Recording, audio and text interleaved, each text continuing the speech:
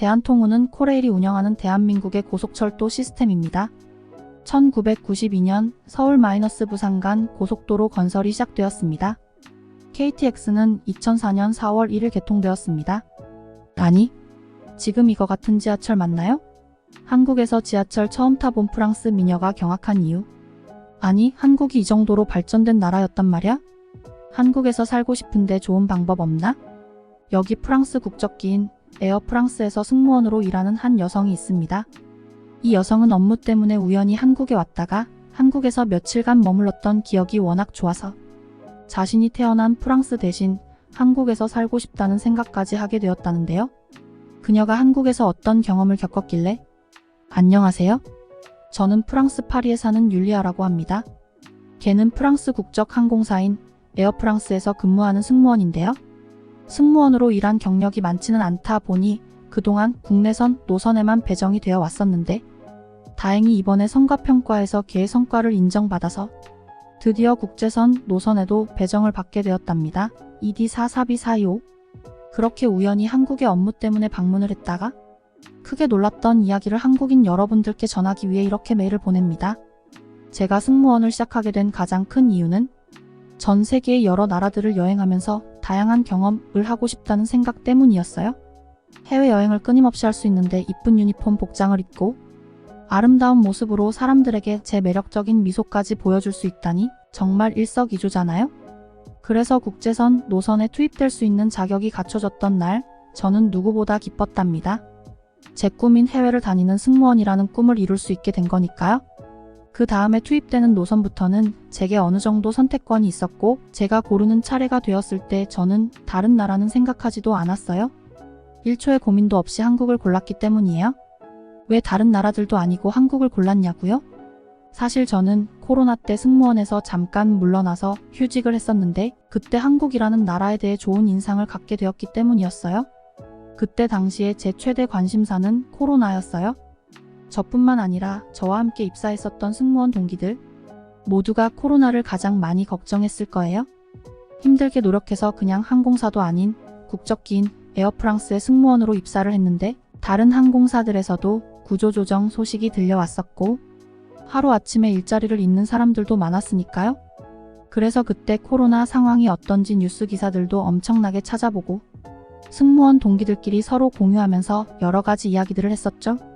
그때 프랑스 같은 경우에는 정말 난리가 났었고 프랑스뿐만 아니라 다른 나라들은 코로나에 대해 어떻게 대응하는지에 대해서 궁금하더라고요. 그러다가 저희 동기 승무원 중에 한 명이 우연히 한국이 코로나에 대해서 엄청나게 대응을 잘하고 있어서 놀랍다면서 기사들을 보내주는 게 아니겠어요? 기사들을 보다 보니까 정말 한국은 코로나가 발병한 지 얼마 안 됐을 때부터 엄청나게 신속하게 대응을 했더라고요. 그때 당시에 프랑스 내부적으로는 코로나로 인한 피해가 정말 심각해서 걱정이 많았는데 한국은 효율적으로 대처한 덕분에 피해를 굉장히 많이 줄였다는 소식이 들리더라고요. 사람들끼리 한국은 대체 어떤 나라길래 저렇게까지 대비를 잘하는 거지? 하면서 감탄을 했던 기억이 나요. 한국이 특히 놀라웠던 점이 정부 차원에서 코로나와 관련된 여러 가지 정보들을 투명하게 공개했고 국민들에게 더 정확한 정보를 제공하기 위해서 계속해서 노력을 했더라고요. 내용은 홈페이지 카카오톡 고양시 채널에 게시 예정 코로나에 확진된 사람들의 동선을 공개하고 이동선과 겹쳤던 사람들을 체계적으로 관리하는 게 정말 인상적이었어요. 물론 개인 사생활과 연관된 부분들도 있을 수 있겠지만 코로나 때문에 소중한 생명을 잃을 수도 있는 긴박한 상황이다 보니 이런 피해를 줄이는 게 가장 중요한 일 아니겠어요? 반면에 제가 살고 있는 프랑스에서는 정부 차원에서 체계적으로 관리하는 느낌이 전혀 없어서 정말 불안했어요. 프랑스 내에서도 처음으로 겪는 사상 초유의 일이었다 보니 명확한 기준이 있을리 만무했고 내가 확진자와 동선이 겹쳤는지 여부를 정확히 알 수 없는 것은 너무나 당연한 일이었죠. 더 놀라웠던 게 뭔 줄 아세요? 내가 코로나에 확진되었는지 여부조차 정확히 알기 힘들었단 거였어요. 코로나 확진 여부를 확인하는 검사조차 4,050유로를 내야 했었기 때문이었죠. 한국 돈으로 한 번에 5만 원에서 7만 원 정도 되는 비싼 금액이다 보니 자기는 코로나에 확진이 될 리 없다면서 검사 받는 것조차 시도하지 않는 사람들이 수두룩했죠. 하세요. 하지만 한국에서는 어디를 가더라도 출입 경보 시스템 마이너스 자동으로 체온을 측정해주는 온도계를 비치해뒀다고 하더라고요. 손쉽게 보시스템 마스크 제품을 확인하고 있습니다. 심지어 이 온도계에는 카메라와 각종 센서들이 부착되어 있어서 마스크 제품을 확인하고 있습니다. 사람이 정확히 마스크를 착용했는지 AI가 판단하는 기능까지 내장되어 있다고 하니 충격 그 자체였어요. 프랑스는 사람이 일일이 체온계를 사람에게 갖다 대서 체온을 재고 있었는데 정말 체온계 하나만 보더라도 한국의 기술력이 매우 뛰어나다는 사실을 알 수 있었어요. 프랑스도 한국과 마찬가지로 백신을 무료로 받을 수는 있었지만 한국처럼 검사 결과가 당일 혹은 다음 날에 나올 정도로 빠르게 나오지 않았어요. 검사 결과를 통보받는데 무려 8일이나 걸리는 경우도 있었죠.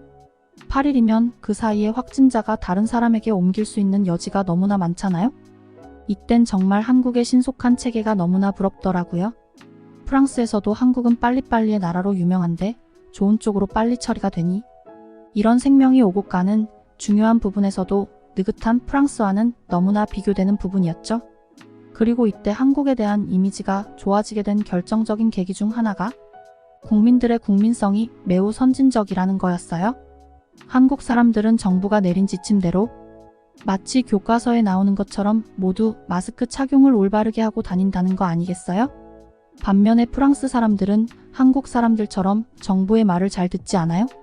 자기가 생각했을 때 정부가 제시하는 정책이 마음에 들지 않거나 조금이라도 부당하다는 생각이 들면 말을 듣기는커녕 정책을 바꿔버리라면서 바로 광장에 모여버리는 게 프랑스 사람이죠. 게다가 프랑스에서도 코로나라는 질병 자체를 처음으로 겪다 보니 일부 보건기관에서는 일반 사람들이 마스크를 필수적으로 착용하지 않아도 된다는 이야기까지 했었어요. 이런 얘기를 들은 프랑스 국민들은 정확하지 않은 혼란스러운 얘기들 때문에 솔직히 마스크가 왜 중요한지 모를 수밖에 없었죠. 그리고 프랑스는 기본적으로 전염병이 확산되더라도 마스크를 착용하는 습관 자체가 없어서 잘 사용하지 않았지만 한국 같은 경우는 코로나 이전에 메르스나 사스 같은 전염병을 겪었고 이를 극복한 경험이 있어서 경각심을 일찌감치 깨우쳤다고 하더군요. 게다가 정부 차원에서도 공중보건기관에서 마스크를 사용하라고 적극적으로 홍보할 뿐만 아니라 아예 마스크 착용을 대중교통과 공공장소 같은 곳에서 의무화시킨 덕분에 마스크 착용이 자연스럽게 일상생활에 스며들었던 것 같아요.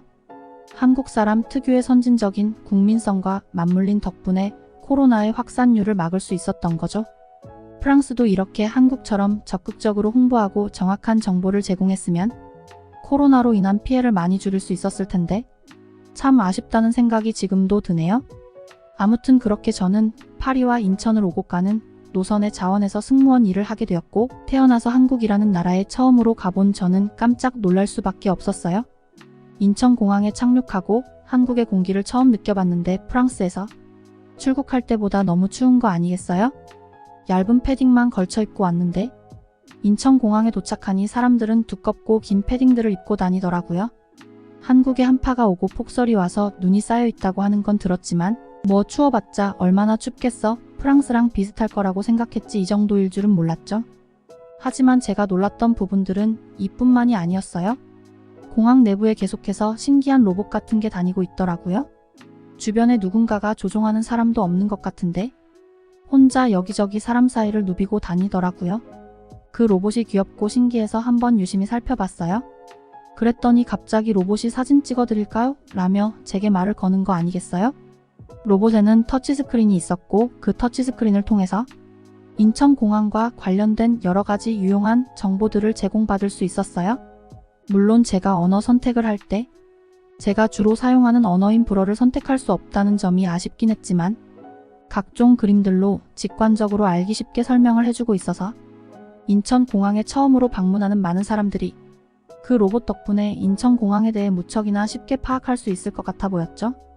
IT 강국이라는 얘기를 듣기는 했지만 한국이 정말 이 정도의 기술력을 가진 나라였나요?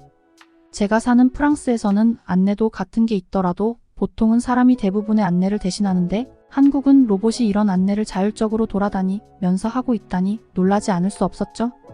로봇은 한두 개가 아니었고 다른 로봇을 보니까 제가 보고 있던 로봇과 다르게 생겼더라고요.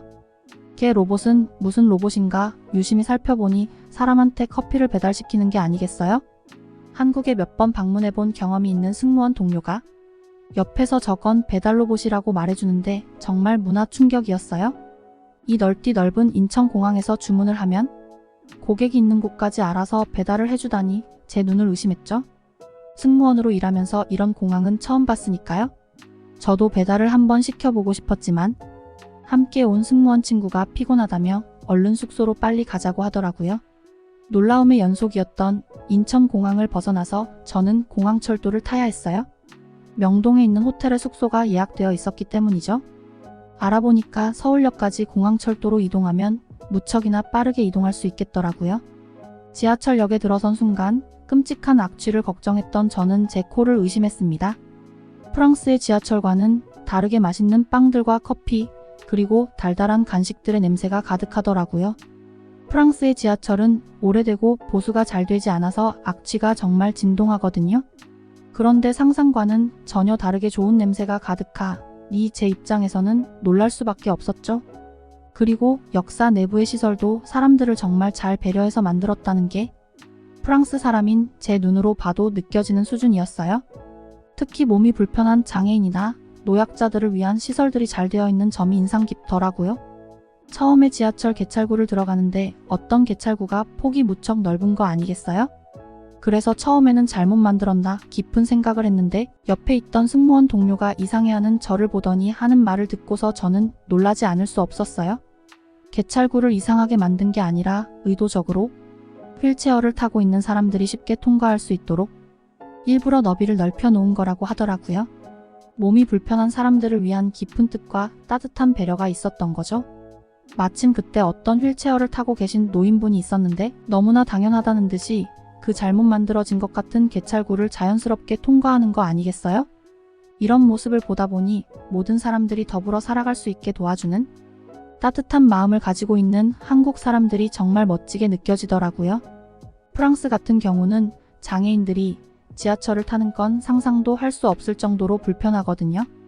우선 역마다 엘리베이터가 없는 건 기본이라서 목적지에 어찌저찌 도착을 한다고 하더라도 지상으로 올라갈 수 없는 경우가 많아요. 목적지를 바로 앞에서 두고서 엘리베이터가 있는 역까지 이동을 해야 하는 거죠. 이런 이유들 때문에 프랑스의 장애인들은 보통 비싼 돈을 주고서 택시를 이용하고 있어요. 프랑스는 선진국이라서 복지가 좋다는 이미지가 있는데 프랑스 사람인 제 눈으로 봤을 땐 한국이 훨씬 뛰어난 복지를 제공하고 있다는 게 제 결론이에요. 승강장에 들어섰을 때 스크린도어 앞부분에 노란색으로 표시된 보도블록이 눈에 띄었는데 알고 보니 이것도 시각장애인을 위한 점자블록이었죠. 제가 이런 식으로 모든 것에 놀라자 옆에 있던 제 승무원 동료는 율리야, 뭘 그렇게 놀라는 거야? 한국이 이래서 선진국이라고 불리는 거라니까. 라고 하며 제 반응이 웃기다고 했죠. 하지만 상관없었어요. 저는 이런 모습들을 보면서 한국에 와서 살아야겠다는 생각이 점점 강하게 들었기 때문이죠. 그렇게 승무원 동료와 저는 도착한 지하철을 탔어요. 마침 자리도 딱 2자리가 있었기에 캐리어 때문에 짐도 많아 얼른 자리에 앉았죠. 그런데 갑자기 엉덩이 부분에 이상한 느낌이 들어서 저는 무척이나 당황했어요. 프랑스 지하철에는 열리는 유리창이 있어요. 에어컨이 따로 장착되어 있지 않기 때문에 달릴 때 이 유리창으로 들어오는 바람과 천장에 부착되어 있는 선풍기를 통해 더위를 식히죠. 요즘 같은 겨울에 저 유리창이 열려 있으면 여러분들이 예상하시는 것처럼 무척이나 추워요. 각종 먼지들 때문에 호흡기에도 엄청 안 좋은 영향을 끼치죠. 하지만 한국의 지하철은 차원이 달랐어요. 처음에 엉덩이 부분에 태어나서 처음 느끼는 느낌이 들길래 이상하다고 생각했는데 알고 봤더니 의자에 열선이 깔려 있더라고요. 창문이 없는 것도 고마울 수준인데 열선이라니 처음 겪어본 저에게는 정말 충격적이었죠. 지하철 창문을 보니 밖에는 확실히 한국은 한파가 온 게 맞더라고요. 폭설이 내리고 있었고 바람도 쌩쌩 불어 굉장히 추운 날씨인 것 같았어요. 하지만 저는 지하철 안에서 아주 따뜻하게 호텔까지 이동했답니다. 한국인 여러분들은 대체 어떤 세상에 살고 있는 거죠? 제가 마치 미래에 와 있는 착각이 들 정도라니까요. 승무원으로 일하면서 처음 방문한 나라가 이렇게 마음에 드는 건 처음이었어요. 시간이 지나자 밖에 매서운 날씨와 상관없이 저는 입고 온 얇은 패딩을 벗어야겠다는 생각이 들었어요. 왜냐하면 엉덩이에 느껴지는 열기도 열기인데 지하철 내부의 히터도 빵빵하게 틀어져 있었거든요. 창문이 열려있기까지 한 프랑스의 지하철을 생각해보면 상상도 할 수 없는 일이죠. 그렇게 저와 제 동료는 명동의 호텔에 무사히 도착할 수 있었어요. 태어나서 처음 한국에 방문하다 보니 신기한 게 너무나 많았던 저는 이때 한국에서 많은 경험들을 했죠. 명동 길거리에서 떡볶이라는 한국 분식 음식을 먹어봤는데 정말 맛있더라고요. 프랑스 사람인 제 입맛에 매운 음식이기는 했지만 왜 한국 음식이 전 세계적으로 인기를 끄는지 알 수 있는 맛이었어요.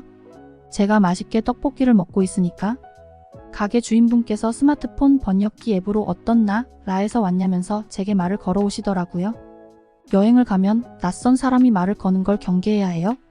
특히나 제가 사는 유럽에서는 더 그렇죠. 어떤 일을 당할지 모르니까요. 그래도 아주머니께서 워낙 친절해 보이셔서 저도 스마트폰 번역기 앱을 통해서 프랑스 사람이고 떡볶이가 정말 맛있다고 조심스럽게 경계하면서 대답을 했어요. 그랬더니 한국에 온 걸 환영한다면서 제게 떡볶이가 맛있으면 어묵 국물도 한번 먹어보라고 하시더라고요. 공짜이니까 편하게 먹어도 된다면서요. 그 문구를 본 저는 제 눈을 의심했어요. 프랑스에서는 불도 돈 주고 사 먹어야 하고 화장실도 돈 주고 가야 할 만큼 모든 거에 돈을 내야 하는 나라니까요. 하지만 한국에서는 아니었어요. 어묵 국물을 한 입 마시는 순간 폭설이 내리고 한파가 온 한국의 날씨와 반대로 국물은 너무 따뜻하고 짭짤하니 술술 들어가더라고요. 어쩔 수 없이 참지 못하고 국자로 종이컵에 한 컵 더 떠서 마셔버렸습니다. 저는 괜히 한 컵 더 떠먹는 것이 눈치가 보였는데 아주머니께선 흐뭇하게 웃으면서 더 마셔도 된다고 끄덕끄덕 하시더라고요. 별게 아닌데 그게 어찌나 따뜻함으로 다가오던지요. 이 일을 계기로 한국의 정을 제대로 느낄 수 있었죠. 그렇게 주인분의 추천으로 어묵 국물까지 마시니까 추운 날 얼어버린 제 몸이 따뜻하게 녹는 게 느껴지더라고요. 정말 행복한 경험이었고 얼른 한국에 또 방문해서 떡볶이에 어묵 국물 같이 먹고 싶네요. 제게 인간적인 정까지 느끼게 해준 한국 정말 고마워요. 아, 그리고 이제 프랑스 말고 한국에서 앞으로 쭉 살기 위해 알아보고 있는데 좋은 방법이 있을까요? 만약 좋은 방법이 있으면 알려주세요. 오긴 어디로 세느강 별 네가 지켜야지 프랑스가 있다.